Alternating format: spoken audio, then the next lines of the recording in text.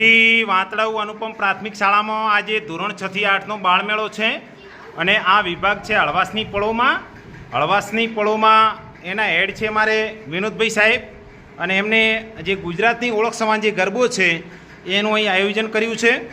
અહીં જે આ સરસ્વતી માતાનું ધામ છે તો સરસ્વતી માતાનું મંદિર પણ અહીં મૂક્યું છે અને બાળકો અત્યારે અહીં ખુશખુશાલ રહે એ માટે ગરબા એમણે અહીં વ્યવસ્થા કરી છે। મિત્રો તો જોઈએ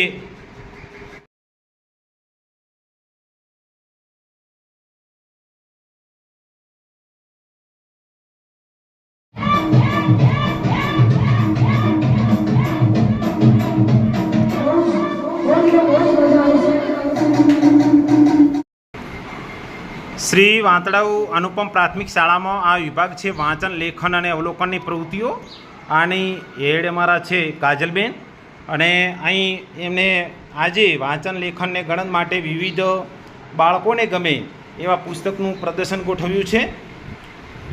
બધા જ પુસ્તકો મિત્રો તમને બતાવું છું કે આ પુસ્તકો બાળકોને જોવાના છે અને જ્યારે પણ જરૂર પડે ત્યારે આ પુસ્તકોની મદદથી એમને વાંચન ગણન કે અઘરા શબ્દોની જરૂર પડે, શબ્દકોશની જરૂર પડે તો એના માટે આનો ઉપયોગ કરવાનો છે।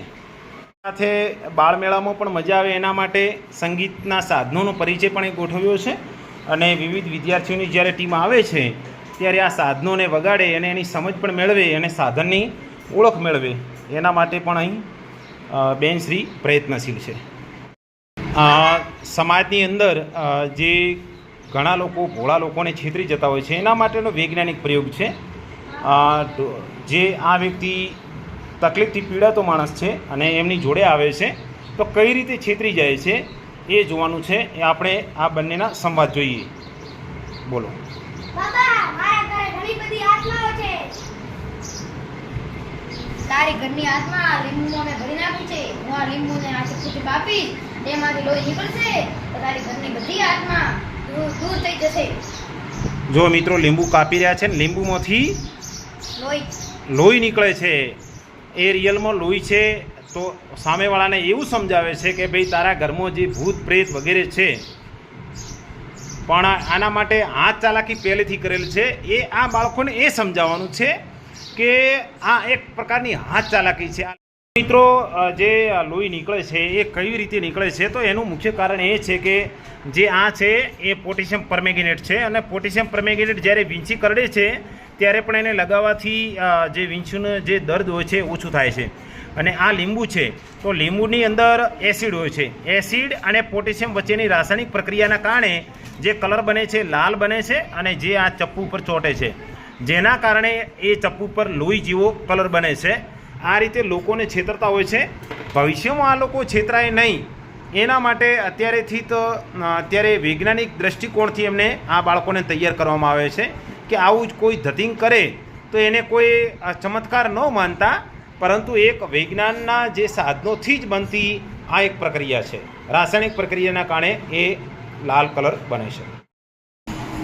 અહીં આજે બાળમેળા અંતર્ગત ઇકો ક્લબ અને પર્યાવરણ બચાવ એની પ્રવૃત્તિ છે। એના અમારા હેડ છે ઓબાભાઈ અને આ વિદ્યાર્થી મિત્રોની ટીમ આવી છે। હવે આ જે એમણે અહીં બતાવ્યું છે આ ખેતર છે। ખેતરના છેવાડે આપણે જે ઈંગળ કે વગેરે ઊભા કરીને જે તારબંધી કરીએ જેના કારણે વાડ કાઢવી પડતી હોય છે પણ અહીં વિકલ્પ એવો લઈને આવ્યા છે કે જે આ દાખલા તરીકે વૃક્ષ છે, આ જે વૃક્ષ છે તો વૃક્ષની સાથે જ આપણે એને તાર બાંધવો જોઈએ જેના કારણે વૃક્ષો પણ બચી જાય અને જે ઈંગળની જે વધારાનો ખર્ચની જરૂર પડે છે એ આપણે એની જરૂર ન રહે અને બચી શકાય। તો આવો સરસ મજાનો આજે અહીં જે નવો એક પ્રયોગ બાળમેળા અંતર્ગત અમારા ઓબાભાઈ સાહેબ લઈને આવ્યા છે। ધન્યવાદ છે સાહેબને, કારણ કે આજે પર્યાવરણને બચાવવા માટેની ખાસ જરૂર પણ રહેતી હોય છે અને એક સંદેશ પણ આપે છે કે વૃક્ષો વાવો, વરસાદ લાવો, વૃક્ષો વાવો, દુષ્કાળ ભગાવો।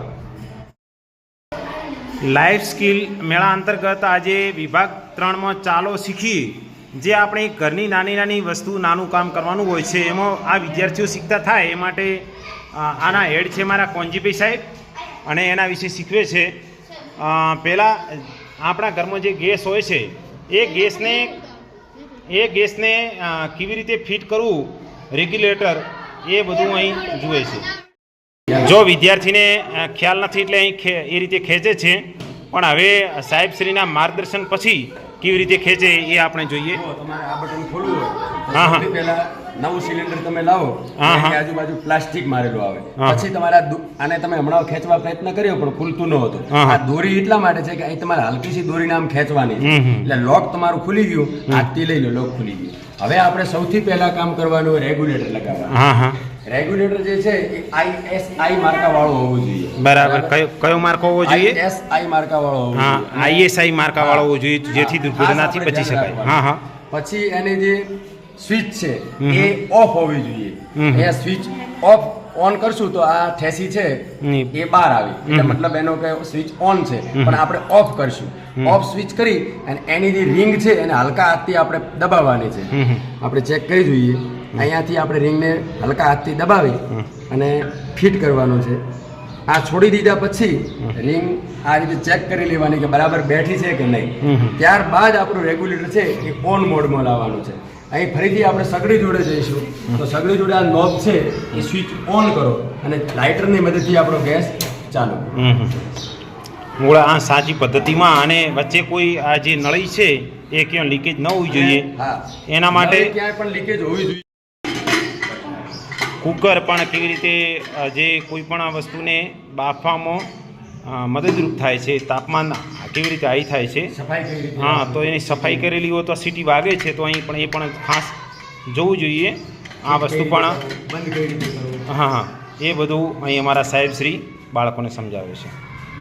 જ્યારે લાવી તો સૌથી પહેલા અહીંથી આપણે ચોખ્ખા પાણીથી શાકભાજી ધોવા જોઈએ. ચોખ્ખા પાણીથી શાકભાજી ધોઈ હા, હા. સ્વચ્છ કાપડની મદદથી આપણે શાકભાજી લૂછી રાખવા જોઈએ. હા, હા. અને ત્યારબાદ એને ચપ્પુથી કાપવા જોઈએ. દાખલા તરીકે અહીંયા દૂધી છે, હમ, હમ. તો જો દૂધી કૂણી હોય તો એની છાલ ઉતારવાની કોઈ જરૂર નથી. હમ. પણ અહીંયા કાકડી છે એના આ થોડી બરડ છે, હમ, હમ. તો આપણે સૌથી પહેલા એની છાલ કઈ રીતે ઉતારવાની. ઘણા વિદ્યાર્થીઓ આ રીતે ડાયરેક્ટ અહીંથી ચપ્પુ માંડી દે છે. હમ. અને કાપવામાં શાકભાજી સમારવામાં સ્પીડ કઈ રીતે? હમ. સૌથી પહેલા આ રીતે કાપવા મૂકું, હમ. આમ કાપવા મૂકું, હમ. હજુ ઝીણું સમારવું છે તો આમ કાપવા મૂકું, હમ. હજુ એનાથી પણ ઝીણું સમારવું છે તો આ રીતે કાપવા મૂકું. હમ. અને પછી આપણે જે ઘરે પાટલો હોય એનાથી આ રીતે આપણે ચપ્પુથી ફટાફટ સમારવાની છે શાકભાજી. સરસ. આ બધું ઘરકામમાં બહેનો અને ભાઈઓ બધાય શીખવા જેવું છે, નાના વિદ્યાર્થીઓએ, કે જ્યારે મમ્મીને જરૂર પડે ત્યારે આ રીતે મદદ કરી શકે છે. હવે આપણે બાઇક કે સાયકલ તો હોય એને હમ. પંચર થાય તો હમ. ટોમીની મદદથી આપણે ટ્યુબ બહાર લેવાની છે.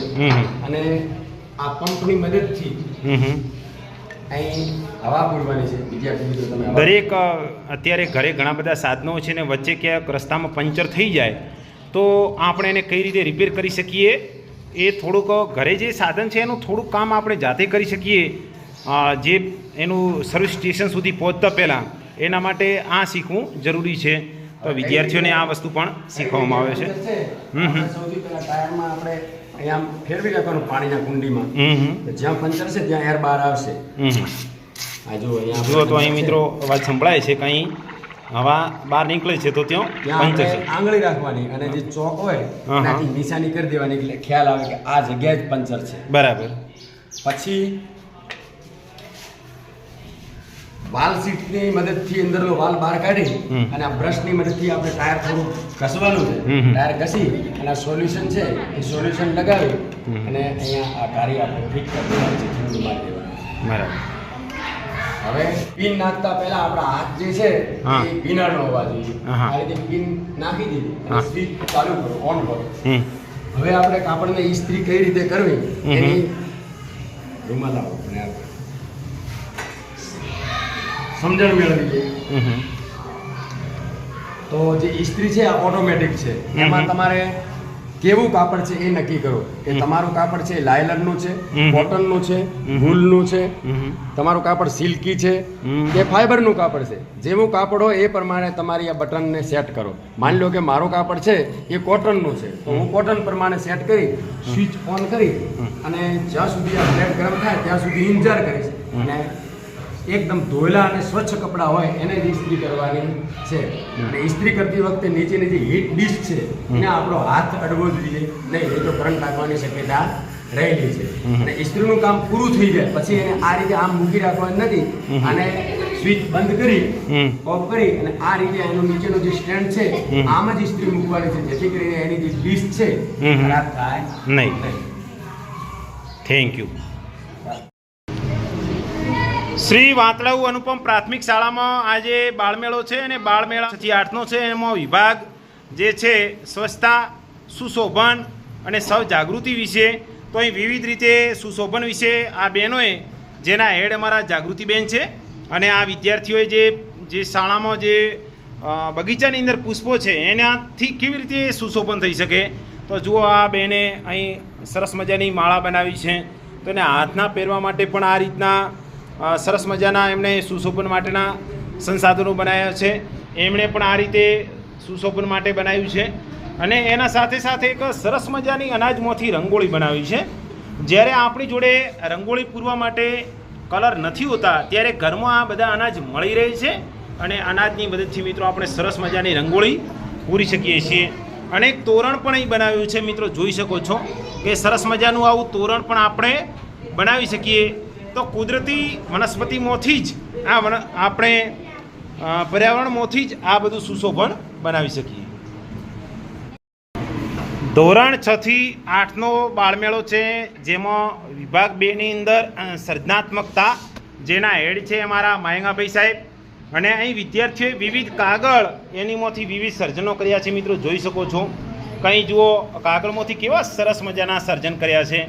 એમણે વિવિધ વસ્તુઓ બનાવી છે, જે અક્ષરો પણ બનાવ્યા છે અને અન્ય સાધનો, કેમેરો વગેરે બાળકોને રમવા માટે કામ આવે એવા બધી વસ્તુ બનાવી છે. અહીં પણ તમે જોઈ શકો છો, તો બહુ સરસ એવા કામગીરી કરી છે. સાથે સાથે રંગપૂર્ણીનું કામ પણ કરે છે. તો જુઓ આ ટીમ સરસ મજાની એમણે રંગપૂર્ણી કરી છે અને આ મિત્રો પણ અત્યારે પોતાનું જે સરસ મજાનું રંગ પૂર્યો છે એ બતાવી રહ્યા છે. તમામ ટીમો બહુ સરસ કામ કરી રહી છે. શ્રી વાંતળાઉ અનુપમ પ્રાથમિક શાળામાં વિભાગ 7 અંતર્ગત સામાન્ય જ્ઞાન સમસ્યા ઉકેલ અને મેટ્રિક મેળા અંતર્ગત વિવિધ પ્રવૃત્તિઓ અહીં વિદ્યાર્થી મિત્રો આવ્યા છે. આના હેડ છે મારા હીરાભાઈ સાહેબ અને અહીં સમજાવે છે. હવે નંબર ઇમરજન્સી એમ્બ્યુલન્સ માટે 108 નંબર, મહિલા હેરાન થતી હોય તો 181 નંબર, બ્લડ માટે 1910 નંબર, મુખ્યમંત્રી અમૃતમ યોજના માટે 180023 31022, બાળકો અંગે ફરિયાદ હોય તો 1098, ટ્રાફિક કંટ્રોલ માટે 103 નંબર અને રેલવે હેલ્પલાઇન માટે 15 ને 12. આટલી સમસ્યાના ઉકેલ માટે સરકાર પણ આપણી સાથે છે. પરંતુ કેટલીક એવી દુર્ઘટનાઓ, સમસ્યાઓ કે ઘરે બનતી હોય, બરાબર, તાત્કાલિક ક્ષણે આપણે શું કરવું? ધારો કે કોઈ વ્યક્તિ કપડા સુકવવા જતા હોય કે અન્ય કોઈ રીતે લાઈટ ને છોટી જાય, તો એ સમયે તમે તાત્કાલિક હાજર હો તો શું કરશો?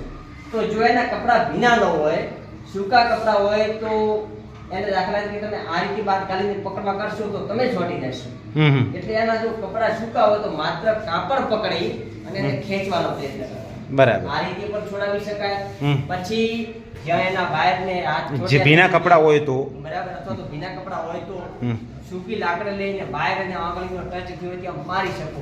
અને ઘરની અંદર જે મેઇન સ્વિચ હોય, દરેક પરિવારના દરેક સભ્યોને એની ખબર હોવી જોઈએ કે મેઇન સ્વિચ ક્યાં આવેલું છે. કોઈ જગ્યાએ ખૂણામાં હોય તો મેઇન સ્વિચ તાત્કાલિક, હા, તો આ ટાઈપની સ્વિચ પહેલા પાડી દેવી જોઈએ. ઘરના પરિવાર દરેક એનાથી વાકેફ હોવું જોઈએ. ખબર ન હોય તો તમે ક્યાં પાડો? એટલે આ રીતે એને લાઈટનો કરંટ આવે તો બચાવી શકાય. પાણીમાં ડૂબી ગયું હોય તો પાણી મોઢાની અંદર, નાકની અંદર ગયેલું કાદવ બહાર કાઢી, કાદવ બહાર કાઢી એના ભીના થયેલા કપડા ઉતારી એનું શરીર લૂછી અને ટુવાલ પહેરાવી દેવાનો. પછી તમને એમ લાગે કે એના પેટમાં પાણી વધારે પડતું ગયું છે, તો એમ કહેવાય કે દવાખાને પહોંચે ત્યાં સુધી, અથવા ડોક્ટર આવે ત્યાં સુધી પાણી ઘણો અંદર છે, આખું પેટ હલમહલા થઈ ગયું છે. તો એને શું કરવાનું? તો એને ખાટલા ઉપર ઊંધો હુડાવી દેવાનો.